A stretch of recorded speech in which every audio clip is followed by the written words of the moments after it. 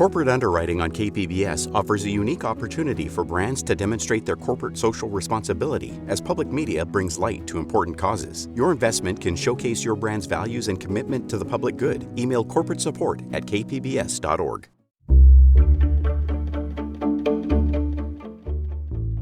Good morning, I'm Lawrence K. Jackson. It's Thursday, February 26th. We'll tell you about a scaled-back proposal looking to tax empty second homes. More on that next, but first, the headlines.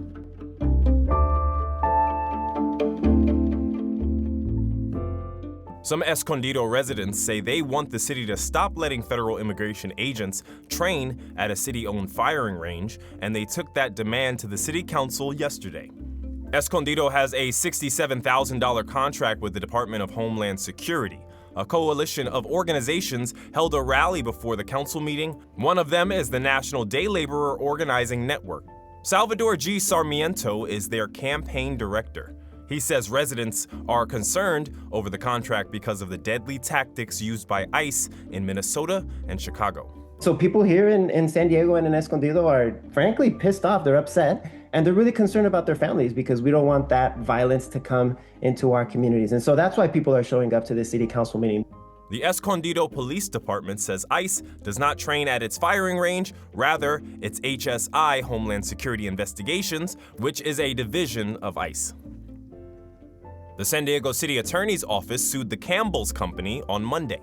The lawsuit alleges the company misclassified their California employees as independent contractors. The city attorney's office says that by labeling workers as independent contractors, the company is evading core California wage protections such as overtime, minimum wage, sick pay, and expense reimbursement rules. City Attorney Heather Ferbert in a statement said, "Misclassification robs workers of basic protections and undermines our economy." A spokesperson for the Campbell's Company declined to comment due to pending litigation. Consider this your last call to enjoy half-off admission for any of the 70-plus museums that our county has to offer. And it's not limited to only museums or just San Diego County either. The pass includes gardens, historic sites, aquariums, state parks, and it even features some options in Tijuana. You only have a few days left to try and take advantage. You can pick up a printed pass at one of our roughly 80 public libraries or download and print a digital pass. The Museum Council says that roughly 145,000 people participated in last year's Museum Month. From KPBS, you're listening to San Diego News Now. Stay with me for more of the local news you need.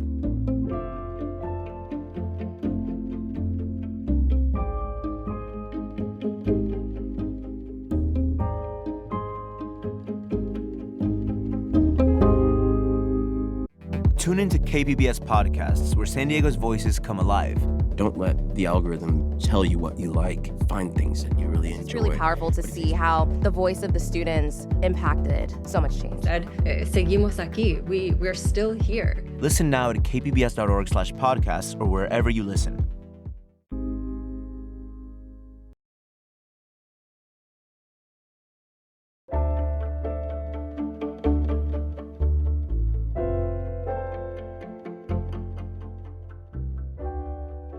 A proposal to tax empty second homes in San Diego appears headed for the June primary ballot.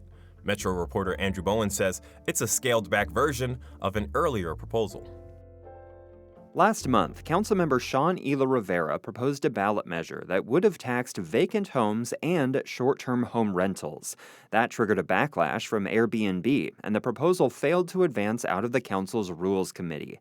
The new tax proposal, limited to empty second homes, won unanimous support from that committee on Wednesday. Ela Rivera said homeowners can avoid the tax by simply renting out their second home. It will change incentives, and homes will come back into use. And just like every new home we build, every home returned to housing is worthy of celebration because it opens the door to a family that gets to stay in San Diego, potentially even as a homeowner. The tax measure now has support from a majority of council members. The council has a deadline of March 6th to officially place the tax measure on the ballot. Andrew Bowen, KPBS News.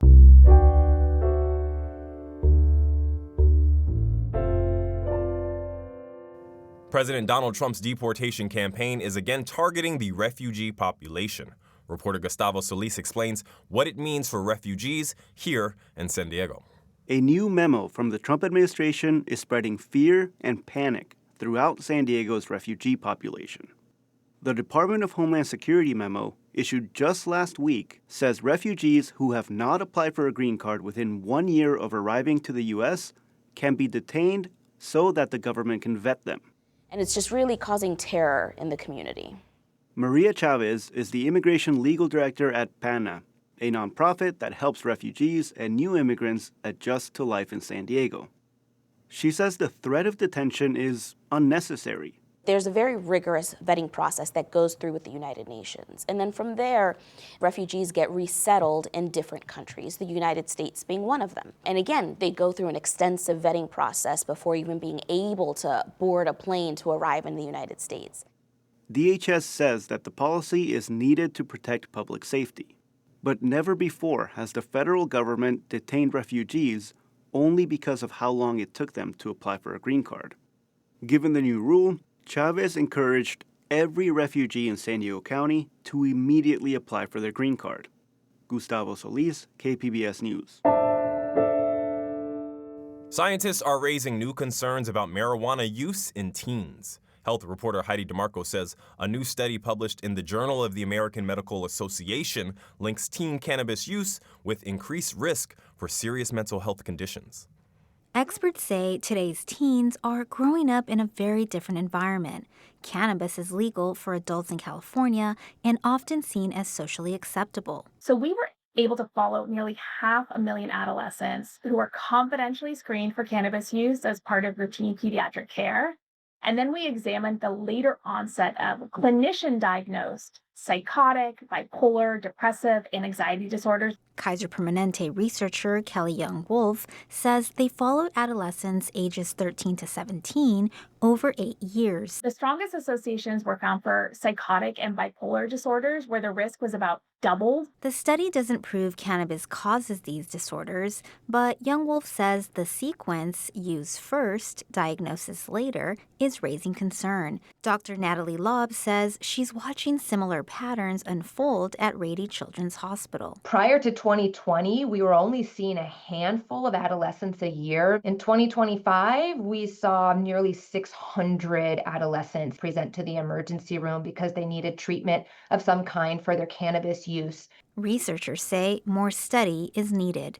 Heidi DeMarco, KPBS News.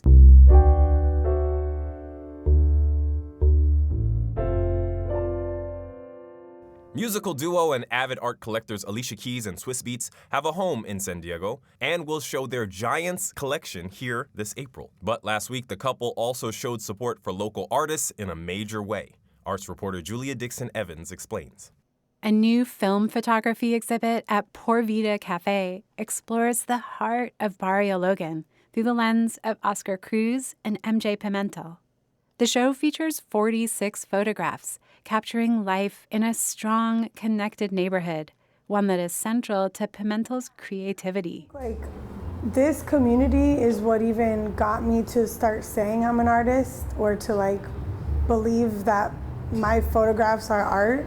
And those photographs, Swiss Beats and Alicia Keys bought every single one. I feel like a lot of these people, in these photos, they're my friends, they're my neighbors, they're people who are special to me. So I feel honored to be able to bring them to a platform like the Dean Collection. The exhibit is on view at Por Vida through March 11th. Julia Dixon Evans, KPBS News. That's it for the podcast today. As always, you can find more San Diego news online at kpbs.org. I'm Lawrence K. Jackson. Thanks for listening and have a great day.